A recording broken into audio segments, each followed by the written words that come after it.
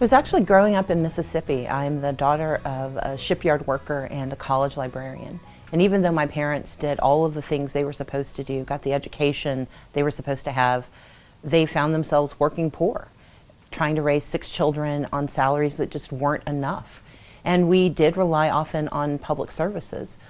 What I understood from that was that we needed people in power who could help lift families out of poverty. I watched my parents not only struggle to raise us, but they also made certain we were engaged in public service ourselves. They would take us to volunteer. They would make certain that we were always working for others.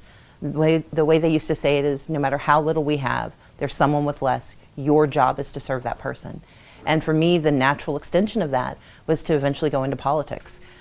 I know that as a young attorney, I was mistaken for the secretary a few times. And whether that was because of gender or because of race, I don't really know. I know that when I became the first woman to lead a party in the history of the state of Georgia, the first African American to lead in the House, there were a lot of questions and concerns about whether I could be the leader. And what I would have told myself then is what I tell myself now.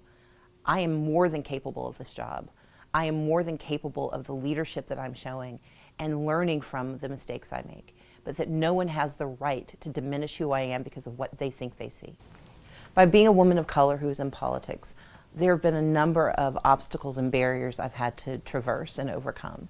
And what that leads you to understand is that nothing is impossible, but it also gives you an insight into the difficulties communities face. Women of color can be a part of creating change because we come with a resilience and with an ingenuity that helps us to overcome racism and sexism and really fight for the communities we care about and the communities we serve.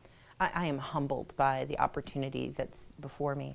But what I want people to see is that I'm a reflection of the inclusivity and the capacity of our nation. That with my election, I will win by knitting together communities that don't always see themselves in common cause. But that the progressive values I bring, that my proven leadership is not diminished by my race, not diminished by my gender, but highlights the resilience and the capacity that we have, that each of us has. And so my hope is that I excite other people to own their power, to do the work that they can do so that they can also be the first, but none of us will be the last to move things forward.